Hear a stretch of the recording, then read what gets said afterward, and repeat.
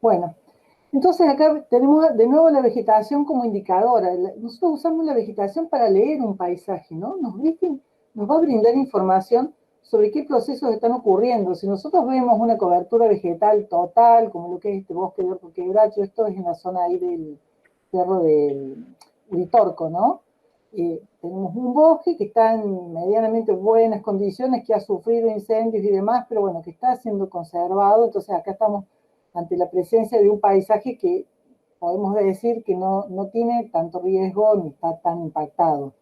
Pero después podemos después leer acá, lo que yo puedo leer en esta imagen, es que yo extraigo determinada especie del ambiente natural, como es el caso de una cinacina, vieron que Ciudad Universitaria se está trabajando toda con vegetación nativa en el arbolado urbano, y adapto, digamos, la vegetación del lugar al uso en las ciudades. Entonces, de nuevo, tengo que encontrar el nicho que le ofrece la ciudad a la vegetación nativa que estoy trayendo para que la adaptación de esa planta también sea buena en ese lugar.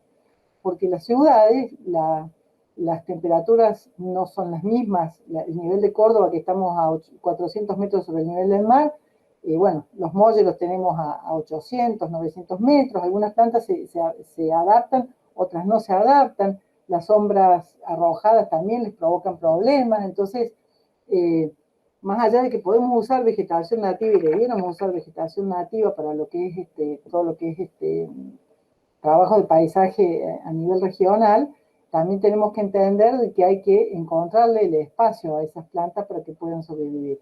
En este caso, acá hay una recreación, estamos acá utilizando vegetación que no es nativa, es exótica, pero también es vegetación que de alguna manera se adapta a las condiciones hídricas del sitio. Lo importante es que cuando trabajemos con este nivel de especies, con este tipo de especies, trabajemos con especies que no sean invasoras. Eso lo vamos a ver más adelante también. Bueno, acá sigo diciendo que la vegetación se comporta como indicador de las condiciones del medio y del balance hídrico del lugar, ¿no? Entonces se establece un equilibrio entre los componentes físicos y las características de la vegetación, de manera que la vegetación que nosotros observamos en un lugar refleja las características del medio donde se desarrolla y la dinámica hídrica que integra ese espacio. Si ustedes observan estas dos imágenes, observen esta de acá de la derecha, y vemos acá como distintos pisos. ¿Qué nos pueden decir de esto que está ocurriendo de este lado? Como con el ojo del ingeniero agrónomo, ¿no? ¿Qué está pasando acá en este lugar? ¿Por qué la vegetación está como está?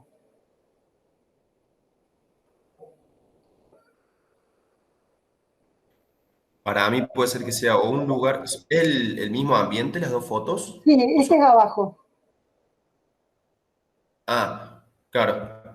Acá me parece que influye la pendiente. Uh -huh. Acá estamos más abajo, entonces hay mayor cantidad de agua Sí.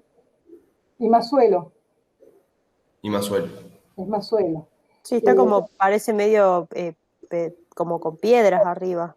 allí. ¿Lo ven degradado este ambiente? ¿Les parece que está degradado o será así naturalmente?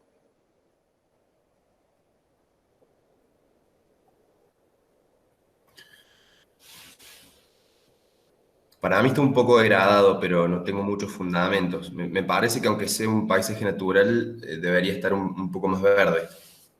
Claro. Fíjate que aparte de esto acá, y todo esto roto acá, te está diciendo, bueno, acá está pasando algo.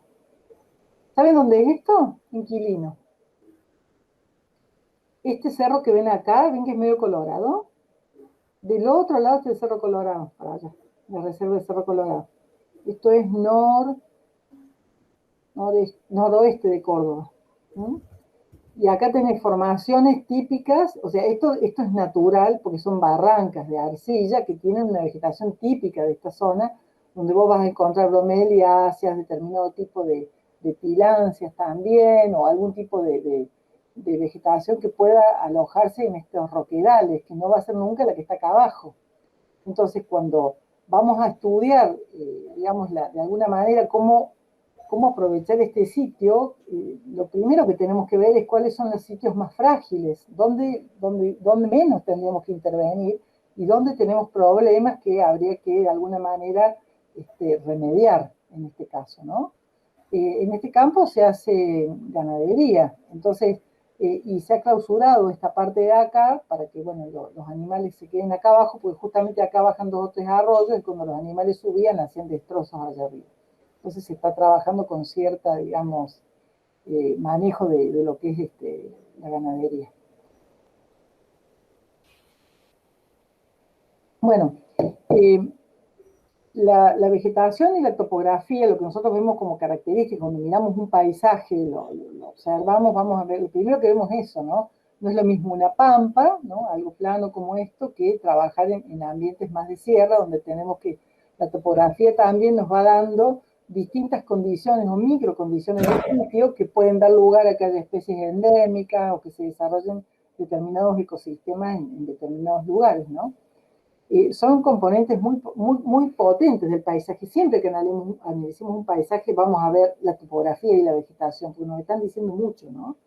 Y después esto se acompaña con elementos complementarios como puede ser la luminosidad que hay en ese ambiente, la nubosidad, el agua, la geomorfología.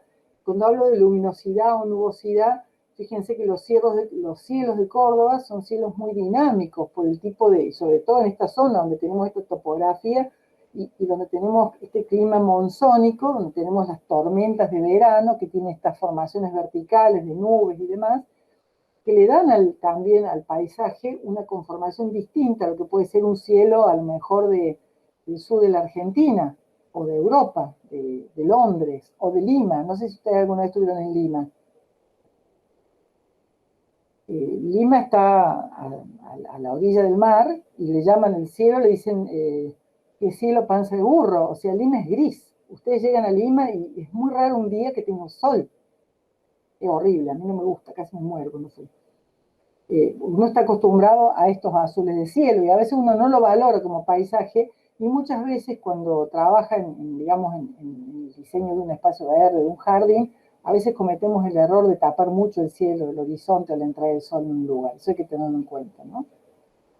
Esta imagen de acá del medio es cómo el hombre va transformando un espacio. Esto es en Condorito, los gigantes, la reserva de los gigantes, que ha sufrido grandes daños por el aprovechamiento con el ganado ovino allá arriba, que hubo gran degradación, y ya hace años atrás, desde este biólogo Renninson, y ahora hay una campaña a nivel Latinoamérica que se llama Sembradores de Nubes o Sembrando Nubes, que son distintas poblaciones que trabajan en estos ambientes de altura de los Andes, que llegan hasta Córdoba también trabajando, haciendo justamente la siembra de polilepis, la plantación de polilepis en estos ambientes de altura para recuperar digamos, estos ecosistemas y también proteger las cuencas que vienen más abajo. Profe, ¿qué es lo que siembran? Polilepis, tabaquillo. ¿Mm? Son árboles de tabaquillo, que es lo poquito que se da allá arriba como leñoso. Después podés googlearlo a Renninson y buscar eso, Sembrando Nubes o Sembradores de Nubes. Es un movimiento latinoamericano, de Sudamérica, muy interesante. Empezó en Bolivia, Perú y llega hasta acá. Ellos se han unido junto con Renninson a hacer estos proyectos de restauración. Y en realidad los agrónomos tenemos mucho que ver en cómo plantar o cómo controlar, digamos, erosión en ese tipo de ambiente. Incluso hasta a veces si tiene que haber ganado en un lugar, calculando una carga adecuada y un manejo adecuado de lo que uno está incorporando en ese espacio, ¿sí? De hecho, cuando hablamos de incendios, muchas veces el diente del ganado sirve para bajar la materia orgánica que puede llegar a ocasionar, la materia seca que puede llegar a ocasionar los incendios que estamos teniendo. Fíjense que en la reserva del Condorito, cuando se sacan los animales, las vacas que había, están con un problema serio porque se llena de pasto y cada vez tienen más problemas de incendios. ¿Qué ocurría? Que históricamente quienes controlaban eso eran las llamas, llamas o vicuñas, las llamitas, sí. Y ya no, ese tipo de ganado no existe más, entonces, bueno, no hay quien controle eso, entonces por eso se pondría la vaca para cumplir ese proceso. Pero cuando uno se pasa con la carga, tenés los problemas de erosión que hubo ahí y los desastres ambientales que hubo ahí arriba, ¿no? Y bueno, y después tenemos esta otra imagen de acá, que fíjense cómo es la barrera esta, que cuando se habla de del avance de las ciudades sobre los ambientes naturales y la falta de planificación, que un poco lo van a ver mañana también con la charla que va a dar Vicky desde el aula. Fíjense cómo nos encontramos ya con casi todos los problemas en un solo lugar. Esta es la reserva de la Perla, fue el año pasado cuando se incendió, y esto es La Calera, un barrio que está ahí pegadito al lado, ¿no? Miren, ya directamente están metidos ellos en la reserva y el fuego dentro de la ciudad. Esto es un error gravísimo, una falta de planificación también impresionante, ¿no? Entonces, como digo acá, los paisajes sufren transformaciones que se deben, ¿no es cierto?, a la acción de los seres humanos, y que muchas veces están ligadas a la tradición y a la cultura de un territorio. Puede ser que esas modificaciones estén ligadas y tenemos que saber por qué está pasando eso. Formas de cultivar, por ejemplo, en el norte de Argentina, o algún tipo de, no sé si ustedes alcanzaron a ver en alguna materia lo que es la agroforestería, alguna técnica de agroforestería donde se trabaja el campesino trabaja con técnicas que son típicas de los campesinos de cada zona, que sabe cómo rotar el ganado, dónde llevarlo. Eso lo vamos a ver después también en una charla muy linda que tiene Marcos Carlin en la zona de las Salinas, ¿no? Cómo los alambrados en una zona cambiaron el estilo de vida de las familias que habitaban ese lugar. Eso es, los alambrados, no estoy hablando del siglo pasado, estoy hablando de ahora, de hace poco tiempo, ¿no? Ahí en la zona de las Salinas en Catamarca. Bueno, el uso del suelo y la vegetación nos van determinando el paisaje de cada caso. Nosotros podemos llegar a definir, digamos, si queremos de alguna manera denominar un paisaje, podemos hablar acá de esto es un paisaje minero. Fíjense que ahí ya esto es una de las grandes degradaciones que puede haber, si bien la minería es necesaria. Bueno, hay formas de intervenir las canteras, lugares donde hay que intervenirlas, y formas de irlas restaurando a medida que se van abandonando con sus planes de cierre correspondientes. Después acá estamos frente a lo que es un paisaje urbano que está avanzando sobre un paisaje natural. Esto es una cancha de golf con vegetación exótica en las sierras de Córdoba.